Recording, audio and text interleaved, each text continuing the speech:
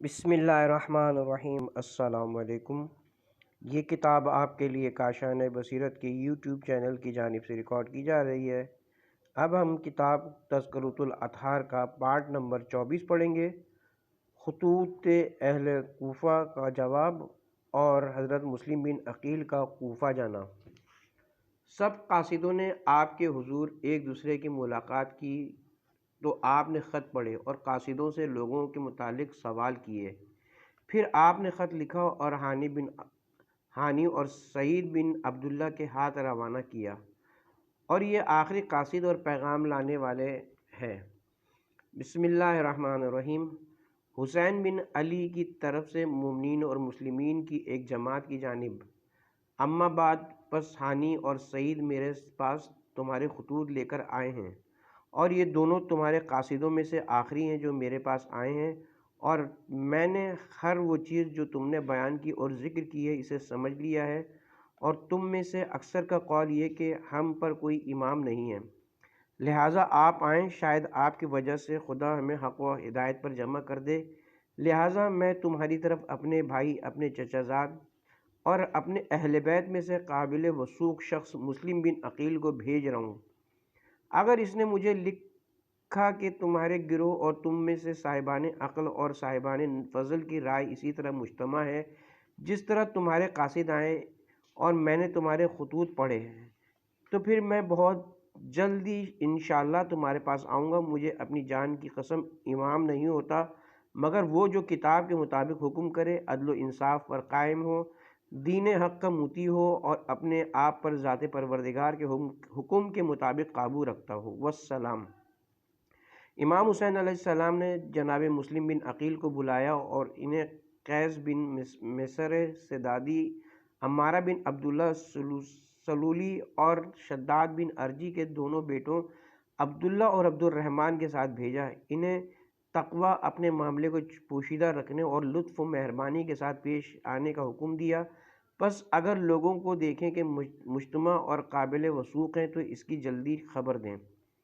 حضرت مسلم چل دیے، یہاں تک کہ مدینے میں آئے کہ رسول اللہ کی مسجد نبوی میں نماز پڑھی اور اپنے خاندان میں جس سے چاہا رخصت ہوئے، اور قبیلہ قیس کے 2 آدمی راستے کی رہنمائی کے لیے کرائے پر حاصل کیے جو انہیں عام راستے سے ہٹ کر لے چلے، لیکن راستہ بھٹک گئے، پیاس نے انہیں گھیر لیا اور وہ چلنے سے عاجز آ گئے۔ پھر جب ان دونوں کو راستہ سمجھ آیا تو اشارے سے سمت بتائی، اس حالت میں کہ وہ دونوں رہنما چل بسے اور حضرت مسلم اس سمت چل پڑے۔ حضرت مسلم بن عقیل نے اس مقام پر جو مضیق سے معروف تھا خط لکھا اور قیس بن مصر کو دے کر روانہ کیا۔ اما بعد میں مدینے سے 2 رہنماؤں کے ساتھ روانہ ہوا، لیکن وہ راستہ بھٹک گئے، پیاس کا ان پر غلبہ ہوا جس کی تاب نہ لاتے ہوئے مر گئے۔ ہم آگے بڑھے اور پانی تک پہنچ گئے، ہمارے کچھ سانس باقی تھے، بچ گئے۔ یہ پانی وادی خبت کے مضیق نامی جگہ پر ہے، میرے اس جانے سے بدشگونی پیدا ہوئی ہے، لہٰذا مناسب جانے تو مجھے اس سے معاف فرما دیں اور میرے علاوہ کسی اور کو بھیجیں۔ گویا وسوسہ بدشگونی کو اپنے ساتھ منسوب کر رہے ہیں، انکار نہیں، یہ اپنا خیال پیش کر کے حکم طلب کیا ہے۔ پس امام حسین علیہ السلام نے جواباً لکھا، اما بعد، میں نے جدھر تمہیں بھیجا اس طرف جانے سے معافی چاہتے ہوئے مجھے خط لکھنا، یہ مجھے ڈرایا گیا ہے کہ سوائے کمزور دلی کے اور کچھ نہیں، لہٰذا جس طرف میں نے تمہیں بھیجا ہے اس پر گامزن ہو جاؤ۔ والسلام۔ جب جناب مسلم نے یہ خط پڑھا تو کہا کہ اگر یہ بات ہے کہ تم مجھے اپنے بارے میں کوئی خوف نہیں، یعنی تبلیغ دین میں بدشگونی کمزور دلی ہے، ورنہ جسے جناب امام حسین علیہ السلام میرے اہل بیت میں سے قابل وثوق لکھیں اور جن کے ذمے اتنا بڑا کام لگائیں اور جنہوں نے تنہا کوفے میں اپنی شجاعت کے ڈنکے بجائے ہوں، اس سے بعید معلوم ہوتا ہے کہ وہ بزدل ہوں، فقط دلی وسوسہ دور کرنا تھا۔ واللہ عالم۔ مترجم۔ جناب مسلم آگے بڑھے یہاں تک کہ قبیلہ طے کے گھاٹ سے گزرے، وہاں پڑاؤ کیا، پھر وہاں سے کوچ کیا تو اچانک ایک شخص کو شکار کی طرف تیر پھینکتے دیکھا جس نے ایک ہرن کو نشانہ بنایا، جب اس کے لگا تو اسے پچھاڑ دیا، تو مسلم بن عقیل نے کہا، انشاءاللہ ہم اپنے دشمن کو قتل کریں گے۔ پھر آگے بڑھے یہاں تک کہ کوفے میں داخل ہوئے اور مختار بن ابو عبیدہ کے ہاں قیام کیا، اور یہ وہی ہے جسے آج کل مسلم بن مسیب کا گھر کہا جاتا ہے، اور شیعہ آپ کے ہاں آنے جانے لگے۔ اور جب آپ کے پاس ان میں سے ایک جماعت اکٹھی ہو گئی تو آپ نے ان کے سامنے امام حسین کا خط پڑھا، اور وہ رو رہے تھے، اور لوگوں نے آپ کی بیعت شروع کر دی، یہاں تک کہ ان میں سے 18,000 افراد نے بیعت کی۔ تو جناب مسلم نے امام حسین کو خط لکھا جس میں 18,000 افراد کے بیعت کرنے کی خبر دیتے ہوئے آنے کا مشورہ دیا۔ شیعہ حضرت مسلم بن عقیل کے ہاں آنے جانے لگے، جس سے آپ کی رہائش گاہ کا علم ہو گیا۔ جب یہ حالت نعمان بن بشیر کو پتہ چلی، جو معاویہ کی طرف سے کوفے کا والی و حاکم تھا، اور یزید نے بھی اسے برقرار رکھا تھا، تو وہ منبر پر گیا اور اللہ کی حمد و ثنا کی، پھر کہنے لگا: اما بعد، پس اللہ سے ڈرو اے اللہ کے بندو، اور فتنہ و تفرقہ بازی کی طرف قدم نہ بڑھاؤ، کیونکہ اس میں مرد ہلاک اور خون بہیں گے اور مال غضب ہوں گے۔ میں تو اس سے جنگ نہیں کروں گا جو مجھ سے جنگ نہ کرے، اس کے در پہ نہیں ہوں گا جو میرے در پہ نہ ہو، اور میں تم میں سے سوئے ہوئے کو بیدار نہیں کروں گا، اور نہ تم سے تعارض کروں گا، اور میں احتمال بدگمانی اور تہمت پر کسی کا مواخذہ نہیں کروں گا۔ لیکن اگر تم نے میرے سامنے منہ پھیرا اور اظہار تکبر کیا اور اپنی بیعت توڑ دی اور اپنے حاکم و پیشوا کی مخالفت کی تو قسم ہے اس ذات کی جس کے سوا کوئی معبود نہیں، میں ضرور تمہیں اپنی تلوار سے ماروں گا جب تک اس کا قبضہ میرے ہاتھ میں رہا۔ اگر تم میں سے میرا کوئی بھی ناصر و مددگار نہ ہوا، میں امید رکھتا ہوں کہ تم میں سے جو درستی کو پہچانتے ہیں وہ ان سے زیادہ ہیں جنہیں باطل ہلاک کر دے گا۔ پس اس کے سامنے عبداللہ بن مسلم بن ربیع حضرمی، جو بنی امیہ کا حلیف تھا، کھڑا ہو گیا، اور وہ اس سے کہنے لگا: اے امیر، جو آپ دیکھ رہے ہیں اسے ظلم و جنگ کے علاوہ کوئی چیز دوست نہیں رکھ سکتی، اور جس رائے پر آپ ہیں اپنے اور اپنے دشمن کے درمیان، یہ تو ان کی رائے ہے جنہیں کمزور سمجھ لیا گیا ہو۔ تو نعمان نے اسے کہا کہ میں اللہ کی نافرمانی میں غلبہ پانے والوں میں شمار ہوتا ہوں۔ پھر وہ منبر سے اتر آیا، اور عبداللہ بن مسلم وہاں سے نکلا تو اس نے یزید بن معاویہ کو خط لکھا: بے شک مسلم بن عقیل کوفے میں آیا ہے، اور شیعوں نے حسین بن علی کے لیے اس کی بیعت کر لی ہے، تو اگر آپ کو کوفے کی ضرورت ہے تو اس کی طرف کوئی طاقتور مرد بھیجو جو آپ کے حکم کو صادر اور اس طرح کا عمل کرے جس طرح آپ کا اپنے دشمن سے عمل ہوتا ہے، کیونکہ نعمان بن بشیر ایک کمزور آدمی ہے، یا اپنے کو کمزور ظاہر کرتا ہے۔ پھر یزید کی طرف عمارہ بن عقبہ نے بھی اسی قسم کا خط لکھا۔ پھر عمر بن سعد بن ابو وقاص نے بھی ایسا ہی خط لکھا۔ تو جب یزید کے پاس اتنے خطوط پہنچے تو اس نے معاویہ کے غلام سر جون کو بلایا اور اس سے کہا کہ تمہاری کیا رائے ہے؟ حسین علیہ السلام نے کوفے کی طرف مسلم بن عقیل کو بھیجا ہے، اور وہ اس کے لیے بیعت لے رہا ہے، اور مجھے نعمان کے متعلق کمزوری اور بری بات پہنچی ہے، تم کیا کہتے ہو؟ کوفے کا عامل کسے بناؤں؟ اور یزید عبید اللہ بن زیاد پر ناراض تھا، تو سر جون نے کہا کہ کیا تم سمجھتے ہو کہ اگر معاویہ زندہ ہوتا اور وہ آپ کو کسی رائے کے متعلق اشارہ کرتا تو آپ اسے نہ لیتے؟ یزید نے کہا: کیوں نہیں، ضرور لیتا۔ راوی کہتا ہے کہ پس سر جون نے عبید اللہ بن زیاد کے کوفے پر والی ہونے کا پروانہ نکالا اور کہنے لگا: یہ معاویہ کی رائے ہے، وہ مر گیا اور اس تحریر کا حکم دے گیا، پس کوفہ اور بصرہ دونوں شہر عبید اللہ کے لیے اکٹھے کر دو۔ تو یزید نے اس سے کہا کہ میں ایسا ہی کروں گا، عبید اللہ کا پروانہ ولایت اس کو پہنچا دو۔ پھر اس نے عمر و باہلی کے بیٹے مسلم کو بلایا اور اس کے ہاتھ خط لکھ کر بھیجا: اما بات یہ ہے کہ اہل کوفہ میں سے میرے شیعوں نے مجھے خط لکھا ہے، وہ مجھے خبر دیتے کہ ابن عقیل کوفے میں لوگوں کو جمع کر رہا ہے تاکہ مسلمانوں کے اتحاد کو پارا پارا کرے۔ تو جب میرا یہ خط تمہیں ملے تو فوراً کوفے کی طرف جاؤ اور ابن عقیل کو اس طرح تلاش کرو جس طرح نفیس گوہر کو تلاش کیا جاتا ہے، یہاں تک کہ اس پر کامیابی حاصل کر لو، اور پھر مضبوطی سے اسے قید کر دو یا قتل یا شہر بدر کر دو۔ والسلام۔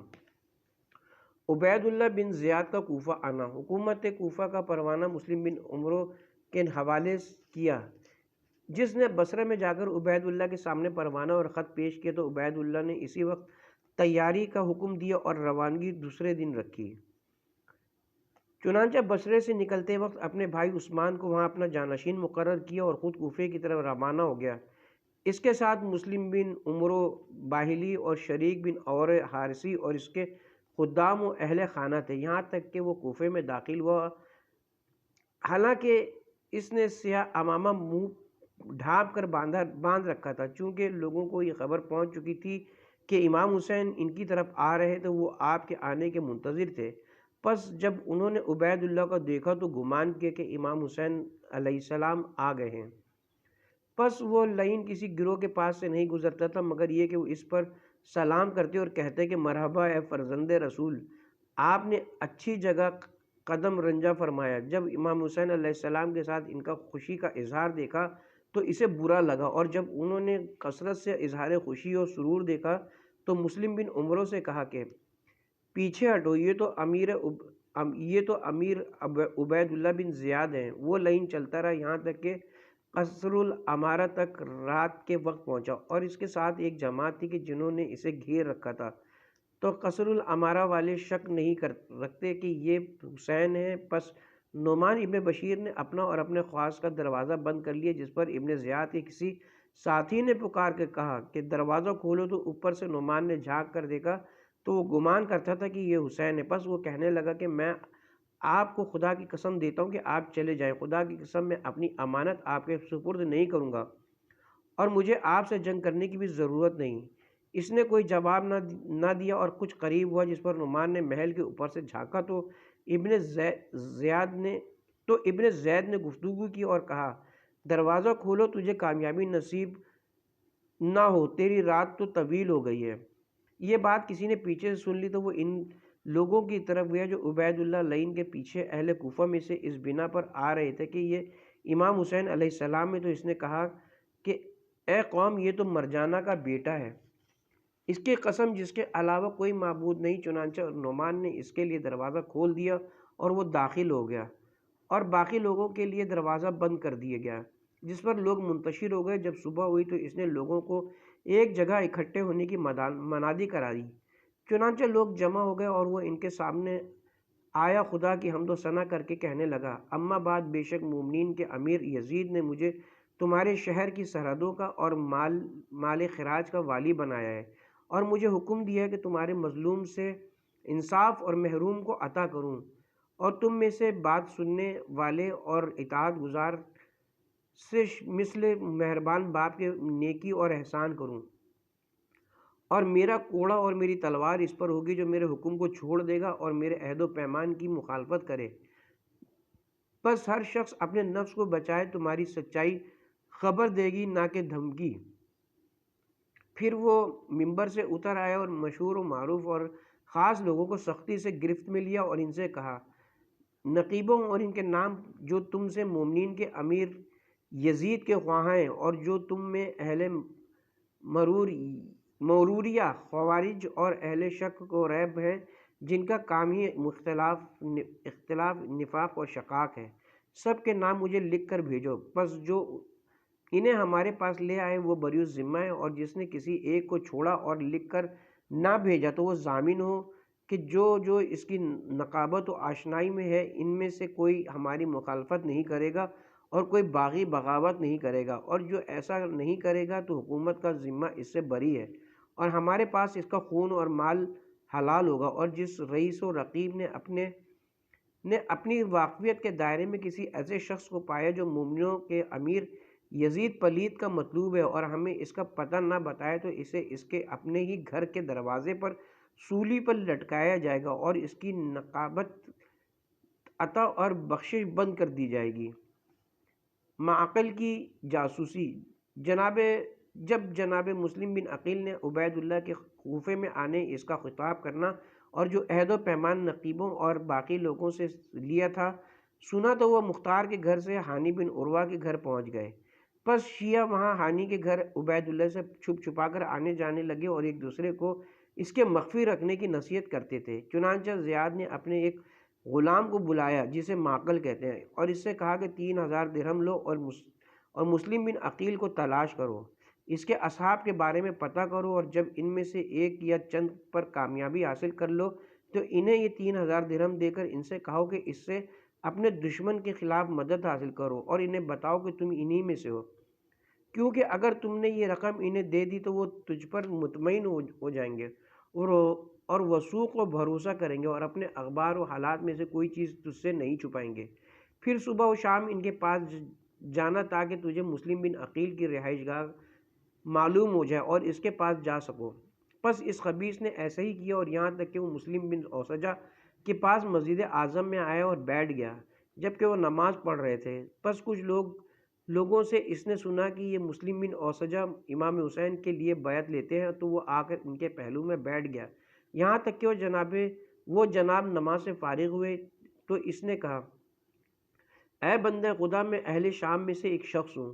خدا نے مجھ پر اہل بیت اور ان سے محبت کرنے والوں کی محبت کا انعام و احسان کیا ہے، اور ان کے سامنے جھوٹ موٹ رونے لگا اور کہا کہ میرے پاس یہ 3000 درہم ہے، میں ان کے ساتھ اہل بیت کے اس مرد سے ملنا چاہتا ہوں کہ جن کے متعلق مجھے خبر پہنچی ہے کہ وہ کوفے میں تشریف لائے ہیں اور فرزند دختر رسول کے لیے بیعت لیتے ہیں، تو میں ان کی زیارت کا شوق و ارادہ رکھتا تھا۔ پس مجھے کوئی نہیں ملا جو ان تک میری رہبری کرتا، جبکہ مجھے ان کی رہائش کا علم نہیں۔ ابھی میں مسجد میں بیٹھا تھا کہ میں نے مومنین کی ایک جماعت سے سنا جو کہہ رہے تھے، یہ شخص ہے جو اس گھرانے والے شخص کو جانتا ہے، اور میں آپ کے پاس آیا ہوں کہ آپ مجھ سے یہ مال لے لیں اور مجھے اپنے صاحب کی خدمت میں لے چلیں۔ میں آپ کا ایک بھائی اور آپ پہ وثوق کرنے والا ہوں، اور اگر آپ چاہیں تو مجھ سے ان کی ملاقات سے پہلے ان کے لیے بیعت لے لیں۔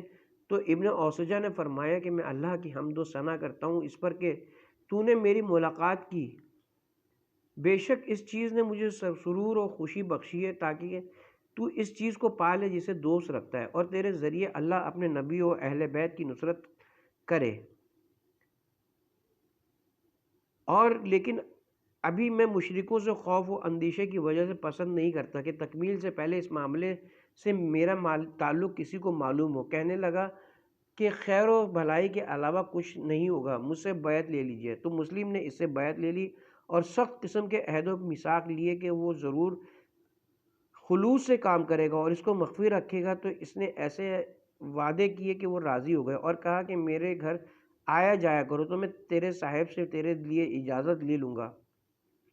اور وہ لوگوں کے ساتھ آتا جاتا رہا۔ پس انہوں نے جناب مسلم سے اس کے لیے اجازت طلب کی اور جناب نے بھی اجازت دے دی، اور پھر مسلم بن عقیل نے اس سے بیعت لی اور ابو ثمامہ سعدی کو اس سے مال لینے کا حکم دیا، کیونکہ وہ مال اور بعض دوسری چیزیں امداد و اعانت میں وصول اور ان کے لیے ہتھیار خریدتے تھے۔ جناب بابصیرت عرب کے مشہور اور روسیائے شیعہ میں سے تھے، تو یہ ملعون ان کے پاس آتا جاتا رہا۔ وہ سب سے پہلے آتا اور سب کے آخر میں جاتا، یہاں تک کہ اس نے وہ بات سمجھ لی کہ جس کی ابن زیاد کو ان کے معاملے میں ضرورت تھی، اور وہ اس لعین کو وقتاً فوقتاً خبر دیتا رہتا تھا۔ حضرت ہانی اور ابن زیاد۔ ہانی بن عروہ کو عبید اللہ سے خوف و ڈر تھا، لہٰذا اس کے دربار میں جانا چھوڑ دیا اور بیمار بن گئے۔ تو ابن زیاد نے اپنے درباریوں سے کہا کہ کیا ہو گیا کہ میں ہانی کو نہیں دیکھ رہا ہوں؟ تو انہوں نے کہا کہ وہ بیمار ہے۔ ابن زیاد نے کہا اگر مجھے اس کی بیماری کا علم ہوتا تو میں اس کی عیادت کے لیے ضرور جاتا۔ اور اس نے محمد بن اشعث، اسما بن خارجہ اور عمرو بن حجاج زبیدی کو بلایا، اور اسی عمرو کی بیٹی ردیجہ ہانی کی بیوی اور یحییٰ بن ہانی کی ماں تھی۔ تو ان سے کہنے لگا کہ ہانی کو ہمارے پاس آنے سے کیا چیز مانع اور رکاوٹ ہے؟ وہ کہنے لگے ہمیں تو پتہ نہیں، کہا گیا کہ وہ بیمار ہے۔ تو ابن زیاد نے کہا کہ مجھے تو معلوم ہوا کہ وہ صحت یاب ہو گیا اور وہ اپنے گھر کے دروازے پر بیٹھتا ہے، پس اس سے ملاقات کرو اور اس سے حکم دو کہ ہمارے پاس اس حق کو نہ چھوڑے جو اس کے اوپر واجب ہے۔ میں پسند نہیں کرتا کہ اس جیسا شخص جو اشراف اور بزرگان عرب میں سے ہے وہ میرے نزدیک فاسد اور خراب ہو جائے۔ چنانچہ وہ اشخاص شام کے وقت ہانی کے پاس آئے اور وہ اپنے گھر کے دروازے پہ بیٹھا ہوا تھا۔ تو انہوں نے کہا کہ تجھے امیر کی ملاقات سے کیا چیز معنی ہے؟ اس نے تیرا ذکر کیا اور کہا کہ اگر مجھے معلوم ہو کہ وہ بیمار ہے تو میں ضرور اس کی عیادت کروں۔ تو ہانی نے اس سے کہا کہ بیماری مجھے معنی ہے، تو وہ اس سے کہنے لگے کہ اسے یہ خبر ملی کہ تم ہر رات اپنے گھر کے دروازے پر بیٹھتے ہو اور جان بوجھ کر اس کے پاس جانے سے دیر کر رہے ہو، اور دیر کرنے اور روگردانی کرنے کو حکمران برداشت نہیں کرتے۔ ہم تجھے قسم دیتے کہ ہمارے ساتھ سوار ہو کر چلو۔ اس نے اپنا لباس منگوا کر پہنا، پھر اپنا خچر منگوایا اور سوار ہو کر جب دارالامارہ کے قریب پہنچا تو اس نے بعض چیزوں کو محسوس کیا۔ تو اس نے حسان بن اسما بن خارجہ سے کہا کہ اے بھتیجے، مجھے اس شخص سے خوف لگ رہا ہے، مجھے پس تیری کیا رائے ہے؟ تو وہ کہنے لگا کہ چچا خدا کی قسم مجھے آپ کے متعلق کوئی خوف محسوس نہیں ہوتا، اور اپنے اوپر کسی چیز کو راہ نہ دیجیے۔ حالانکہ حسان کو پتہ تھا کہ عبید اللہ نے انہیں اس کے پاس کیوں بھیجا تھا۔ حضرت ہانی عبید اللہ بن زیاد کے دربار میں داخل ہوئے اور اس کے پاس کچھ لوگ بیٹھے تھے۔ پس جب ہانی سامنے آئے تو عبید اللہ کہنے لگا کہ اے نادان، تجھے تیرے پاؤں لے آئے۔ تو جب ہانی ابن زیاد کے نزدیک پہنچے، وہاں قاضی شورا بھی موجود تھا، تو اس کی طرف دیکھ کر ابن زیاد نے کہا میں اس کی زندگی چاہتا ہوں اور وہ مجھے قتل کرنا چاہتا ہے۔ کون ہے جو کہ قبیلہ مراد کے تیرے دوست کا عذر پیش کرے؟ جب آپ تشریف لائے تو ابتدا میں آپ کی عزت و تکریم کی اور مہربانی سے پیش آیا۔ ہانی نے کہا کہ اے امیر کیا بات ہے؟ تو اس نے کہا چھوڑو اے ہانی بن عروہ، یہ کیسے معاملات ہیں جو تم نے مومنین کے امیر یزید کے لیے اپنے گھر میں مہیا کر رکھے ہیں؟ تم نے مسلم بن عقیل کو اپنے گھر میں ٹھہرایا ہوا ہے اور اس کے لیے اپنے گرد کے گھروں میں ہتھیار اور لوگ جمع کر رکھے ہیں، اور تمہارا گمان ہے کہ وہ چیزیں مجھ پر مخفی ہیں۔ تو ہانی نے کہا کہ میں نے ایسا نہیں کیا اور نہ مسلم میرے پاس ہے۔ وہ کہنے لگا جی ہاں، تم نے ایسا ہی کیا ہے۔ جب یہ باتیں ان کے درمیان تکرار پا گئیں، ہانی انکار ہی کرتے رہے، تو ابن زیاد نے اسماعیل نامی جاسوس کو بلایا۔ وہ آ کر سامنے کھڑا ہو گیا تو ابن زیاد نے کہا کہ اس کو جانتے ہو؟ ہانی نے کہا کہ ہاں، اور اس وقت ہانی کو معلوم ہوا کہ یہ تو ان کے خلاف جاسوسی کرتا تھا اور ابن زیاد کو ان کی خبریں دیتا تھا، تو وہ تھوڑے سے پریشان ہوئے، لیکن جلد ہی ہوش سنبھالتے ہوئے بولے میری بات سنو اور میری گفتگو کی تصدیق کرو۔ پس خدا کی قسم میں جھوٹ نہیں بولوں گا، خدا کی قسم میں نے انہیں اپنے گھر میں نہیں بلایا اور نہ ہی میں ان کے معاملے کو جانتا ہوں۔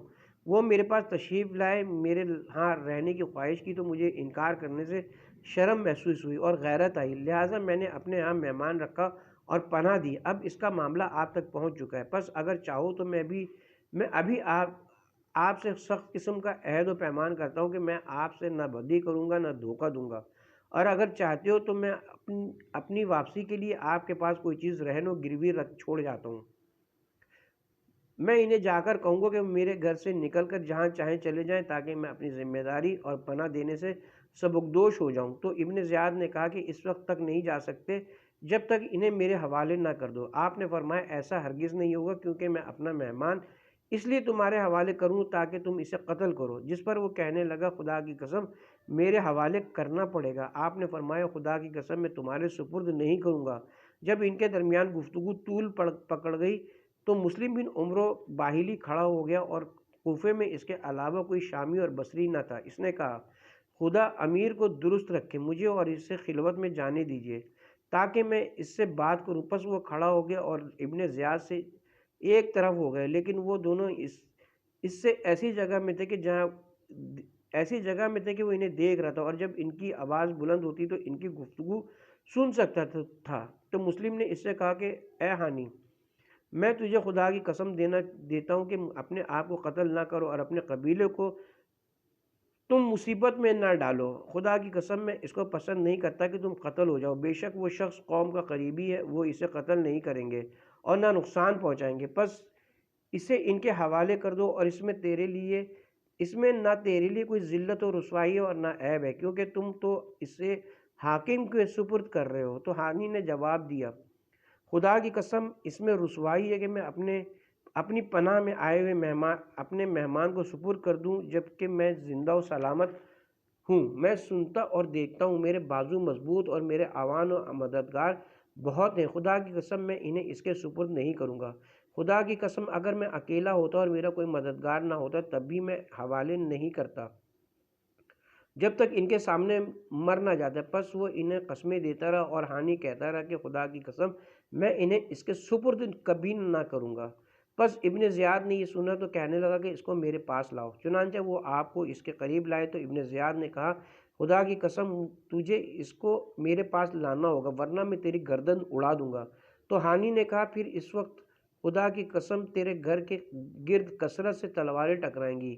ابن زیاد نے کہا افسوس مجھے قاطع تلواروں سے ڈراتے ہو، اور ہانی کا گمان تھا کہ اس قبیلے اس کی حفاظت کرے گا۔ پھر ابن زیاد نے کہا اسے میرے اور قریب لاؤ۔ پس قریب لایا گیا تو ابن زیاد نے ہانی کے چہرے پر چھڑی مارنا شروع کی۔ پس وہ ہانی کے ناک، پیشانی اور رخسار پر چھڑی مارتا ہے یہاں تک کہ ہانی کی ناک ٹوٹ گئی، خون چہرے اور داڑھی پر بہنے لگا اور اس کی پیشانی اور رخسار کا گوشت اس کی داڑھی پر گرنے لگا، یہاں تک کہ چھڑی ٹوٹ گئی اور ہانی نے ایک سپاہی کی تلوار پر ہاتھ مارا، لیکن اس نے تلوار چھڑوا لی اور اسے روک دیا۔ تو عبید اللہ نے کہا کیا آج سے خارجی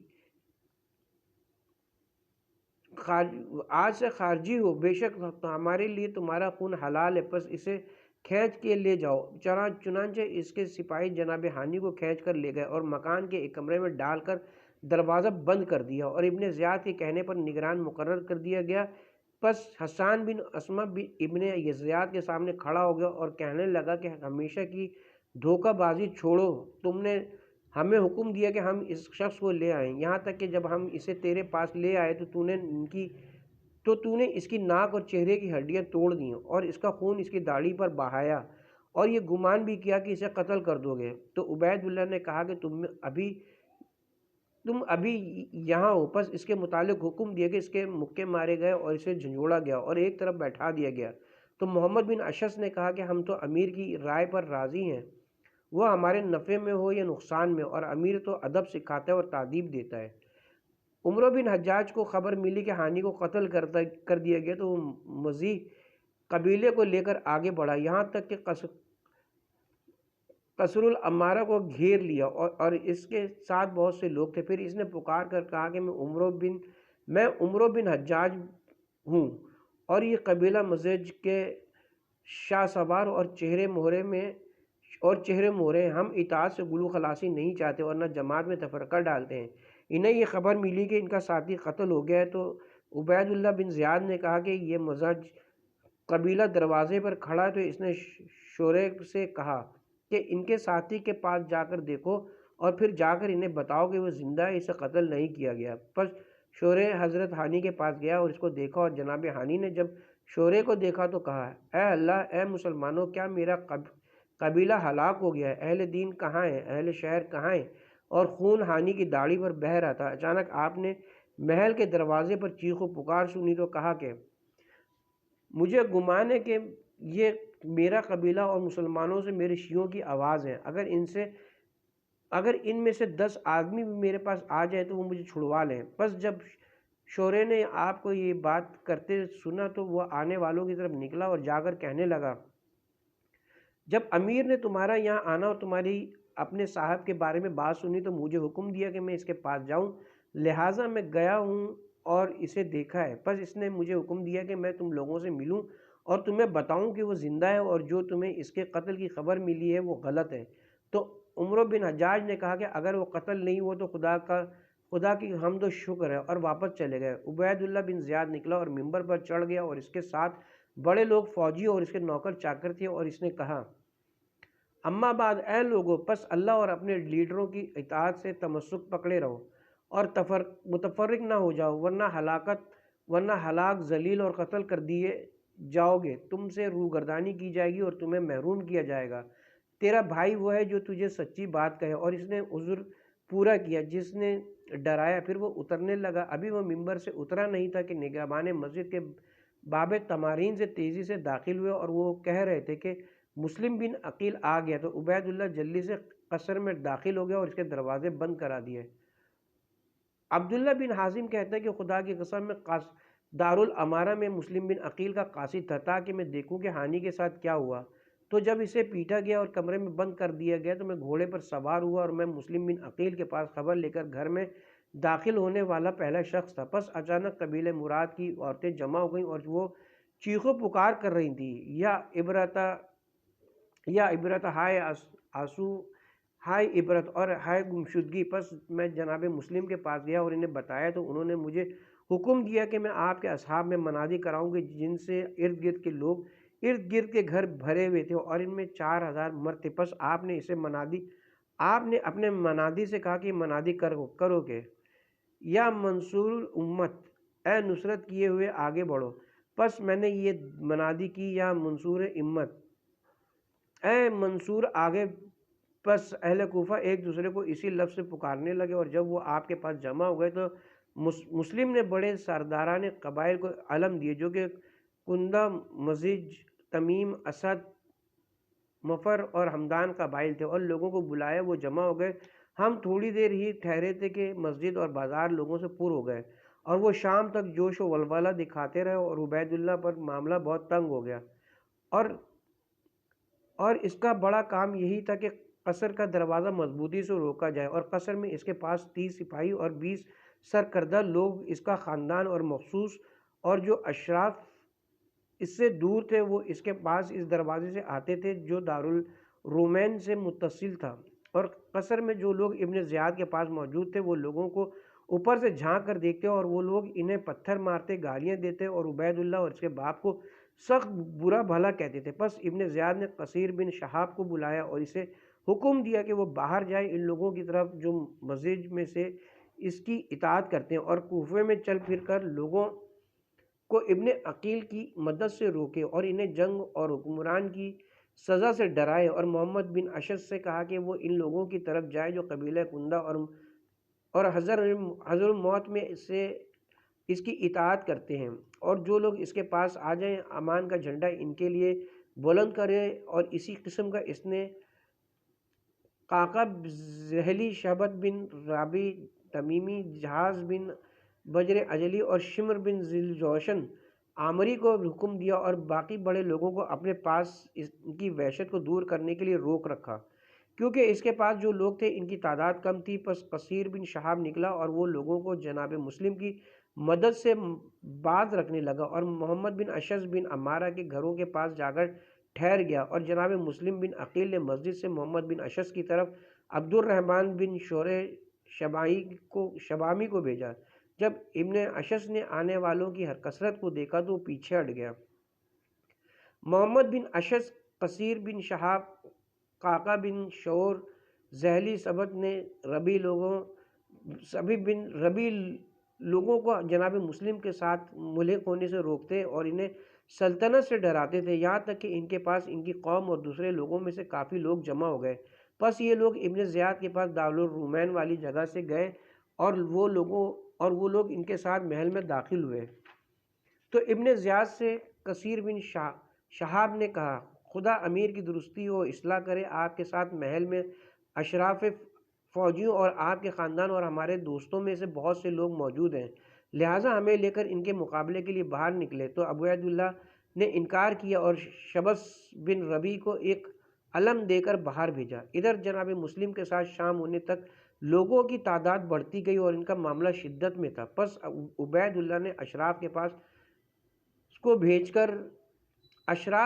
کو بھیج کر انہیں جمع کیے، جو لوگوں کی طرف متوجہ ہوئے انہوں نے اطاعت کرنے والوں کے لیے منافع اور عزت و کرامت کی امید دلائی، اور نافرمانوں کو محرومی اور سزا سے ڈرایا، اور انہیں باور کرایا کہ شام تک لشکر پہنچ رہا ہے۔ اور قصیر بن شہاب نے گفتگو کی یہاں تک کہ سورج غروب ہونے لگا، تو اس نے کہا، اے لوگو، اپنے گھروں کو واپس چلے جاؤ، شر و فساد میں جلدی نہ کرو اور اپنے آپ کو قتل ہونے کے لیے جلدی پیش نہ کرو۔ بے شک مومنین کے امیر یزید پلید کے لشکر آگے بڑھ رہے ہیں، اور امیر نے یہ عہد و پیمان دیا ہے کہ اگر تم ان سے جنگ کرنے پر ڈٹے رہے تو تمہاری اولاد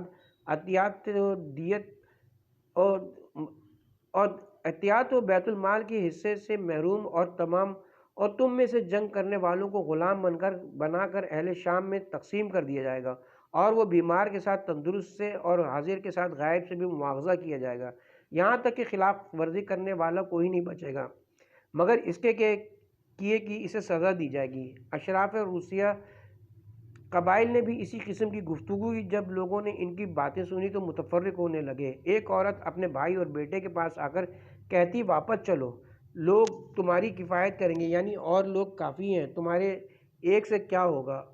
اور مرد اپنے بھائی اور بیٹے کے پاس آتا اور کہتا کہ کل شام کے لوگ تمہارے پاس آ جائیں گے،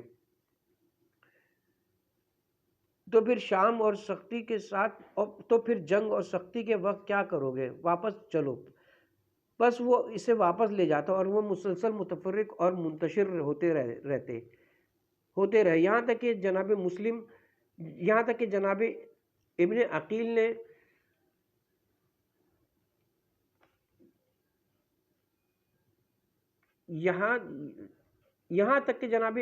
نے شام کے وقت مغرب کی نماز پڑھائی تو آپ کے ساتھ صرف 30 آدمی مسجد میں تھے۔ پس جب انہوں نے دیکھا کہ ابھی شام ہوئی ہے اور صرف یہی اشخاص باقی رہ گئے تو مسجد سے قبیلہ کندہ کے دروازوں کی طرف نکلے۔ ابھی ان دروازوں تک نہیں پہنچے تھے کہ ان کے ساتھ صرف 10 افراد رہ گئے۔